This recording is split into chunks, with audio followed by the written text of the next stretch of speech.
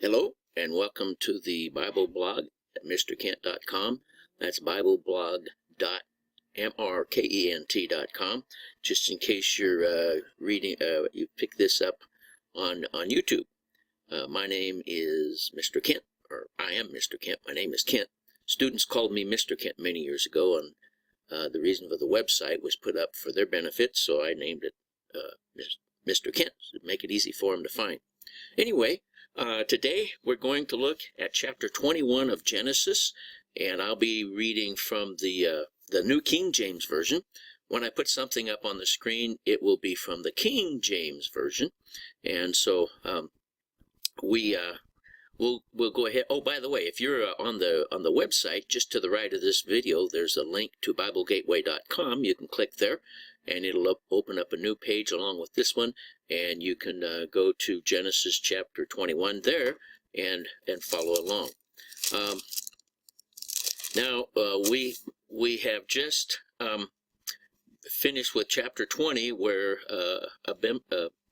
Abraham told Abimelech that that Sarah was his sister, and we went through that confusion, and so now that's all straightened out.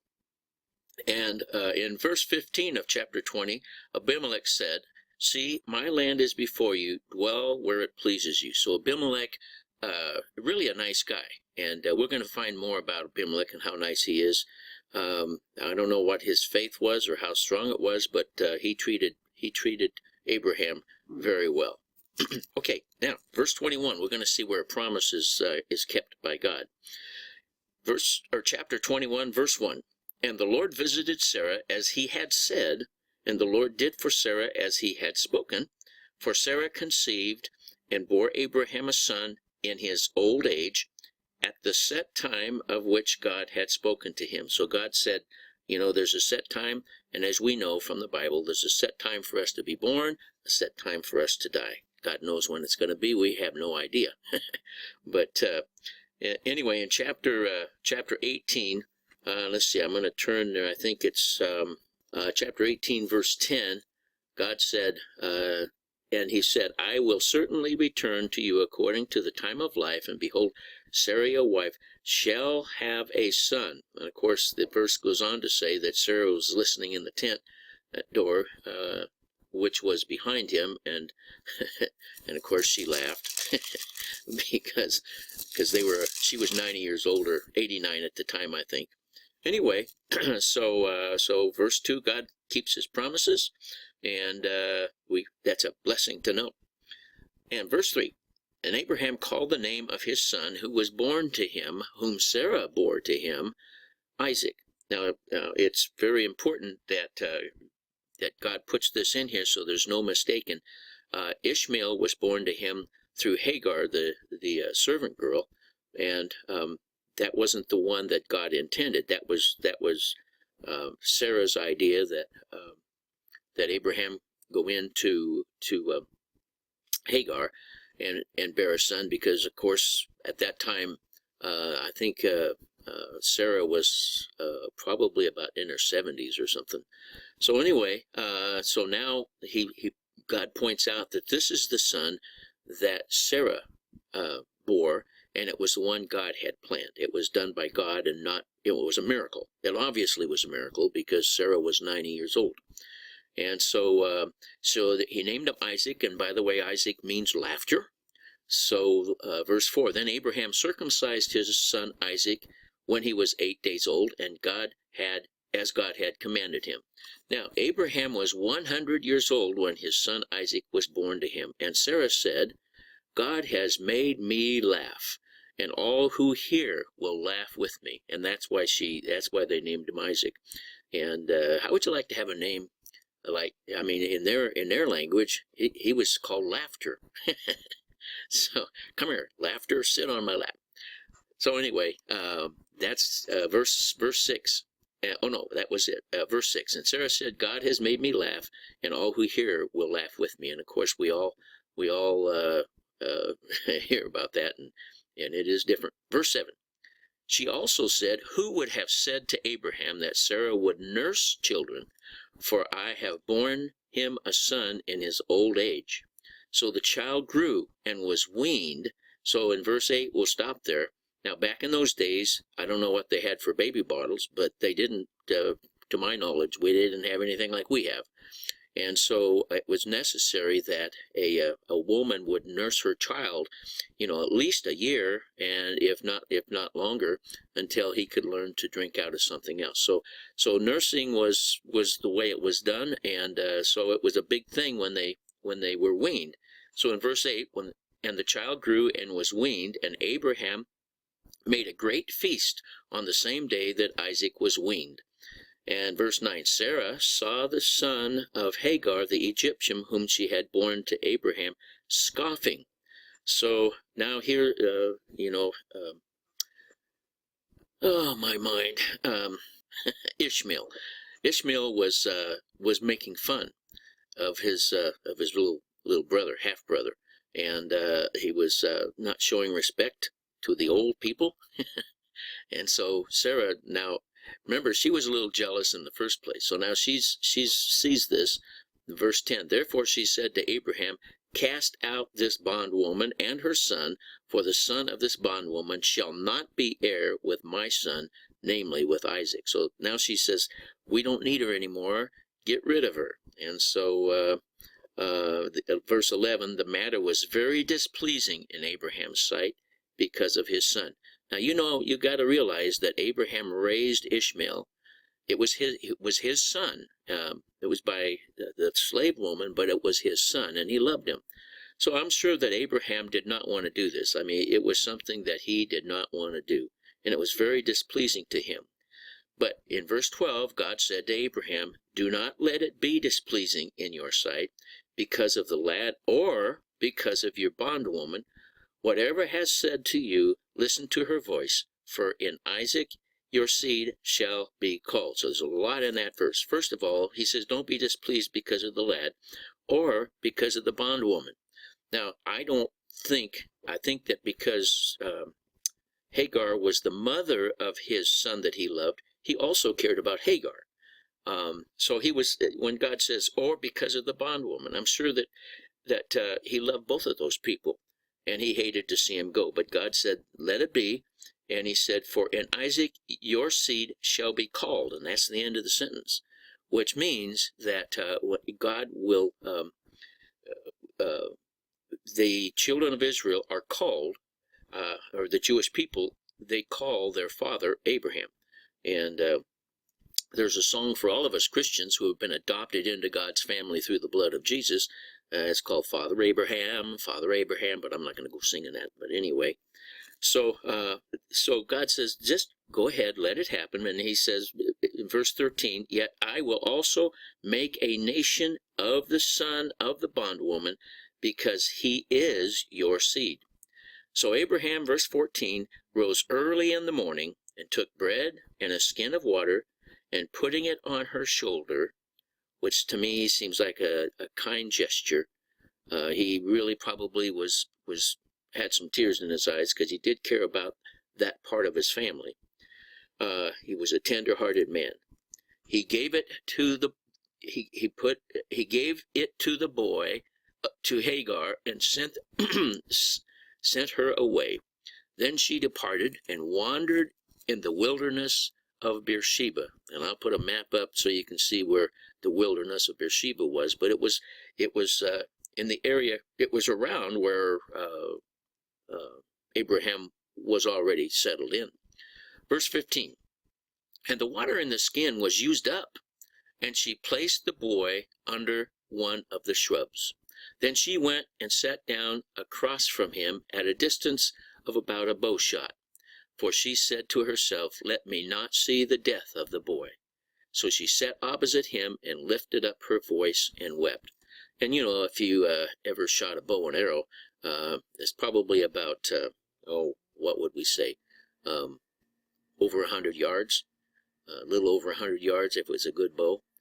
Depends on what kind of bow they had back when Moses was writing this. But anyway, so she didn't want to see him die, and she just figured there's nowhere to go. were out of water, and it was desert country. And so she sat down and she lifted up her voice and wept. And God loves every single one of us. And she lifted up her voice and wept. So she cried and she prayed. She lifted up her voice to God and she wept. So she was crying and praying. And I'll tell you what, tears make a difference when we pray. If your heart is really, really broken, or if you really are brokenhearted over a loved one, lots of things that can bring tears. And when God hears us praying with tears, he listens. So verse 17, God heard the voice of the lad. Interesting. He heard the voice of the lad. And he wasn't, he must have been praying too, but he wasn't crying. Then the angel of God called to Hagar out of heaven and said to her, "What ails you, Hagar? Fear not, for God has heard the voice of the lad." So, it's interesting here because she lifted up her voice, but God heard the voice of the lad. It's a little confusing, but that's how it worked. And also, God says, "What's wrong with you?" Because she probably already knew what God told Abraham, that he was going to make a nation out of this boy. And if the boy dies, how could he do that? So verse 18, he says, "Arise, lift up the lad, and hold him with your hand, for I will make him a great nation." Verse 19, then God opened her eyes, and she saw a well of water. And she went and filled the skin with water, and gave the lad a drink. And so God was with the lad, and he grew and dwelt in the wilderness, and became an archer. And so interesting, bow shot, archer. Maybe he already had the bow with him. Verse 21, the bow and arrow. Verse 21, he dwelt in the wilderness of Paran, and his mother took a wife for him from the land of Egypt. Now Egypt was to the south, or to the west of the area of Paran, and so now Egypt. So we're getting a mixture of the world with a child of the Jewish race. Okay, so we're mixing the world and God's people. I'm inserting these two maps after the fact because I forgot to mention them when I was making the original video. The first map, it shows the wilderness of Paran right here, and you'll notice that that's kind of southeast of the Mediterranean Sea, and that's where Ishmael dwelt after he left Abraham. And then in the second map over here, which we'll take a look at, it shows you a little larger area, and of course, as you can see, it's the area that we now call Saudi Arabia. That's the Arabian Peninsula, and Ishmael became the father of the Arab people. He moved over into that area, and that has become Arabia, or Saudi Arabia as we know it. So I thought I would point that out so that make it more clear as to what happened to Ishmael and his history. Because Egypt, as you know, is a type of the world in the Bible.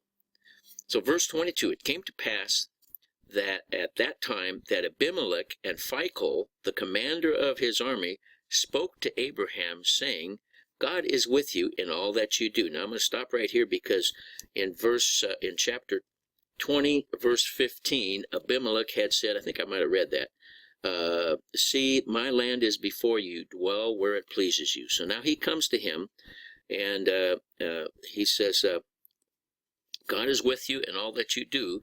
Verse 23, "Now therefore swear to me by God that you will not deal falsely with me," and I'll put in the words "anymore," because remember he told Abimelech that Sarah was his sister, "with my offspring or with my posterity," because now he's saying, listen, there's going to be people come after me, and I want you to promise to deal well with them, and don't be a little sneaky guy.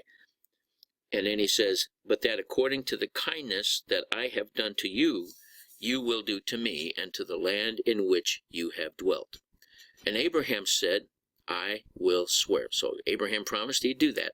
Verse 25, then Abraham rebuked Abimelech because of a well of water which Abimelech's servants had seized. This is interesting.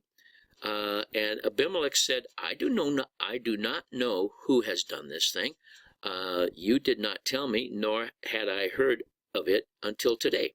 So Abraham took sheep and oxen and gave them to Abimelech, and the two of them made a covenant. And Abraham set 7 ewe lambs of the flock by themselves. And Abimelech asked Abraham, what is the meaning of these 7 ewe lambs which you have set by themselves? And he said, you will take these 7 ewe lambs from my hand, that they may be my witness that I have dug this well. What well are they talking about? Well, therefore he called that place Beersheba, because of the two of them swore an oath. All right. Now it just happens that back in verse 14,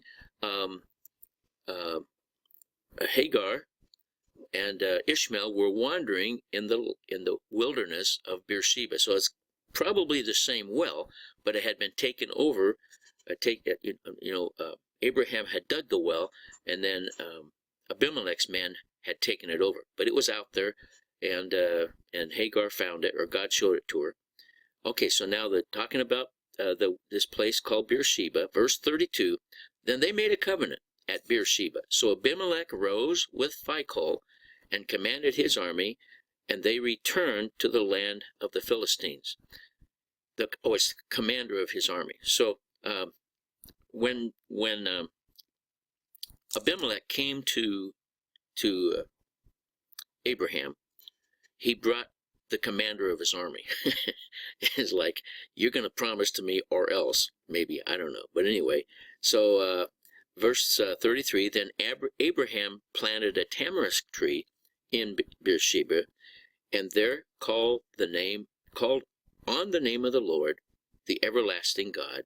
And Abraham stayed in the land of the Philistines many days. So Abraham then dwelt there. It doesn't tell us how many days, but he dwelt there a long time.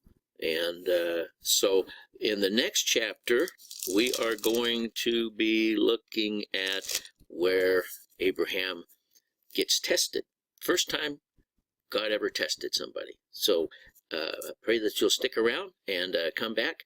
And thank you for listening. And I just ask that you think about the fact, if you haven't trusted Jesus, that you'll give it some thought, and just think about that. And if the Lord leads you, just put your trust in Jesus. Okay?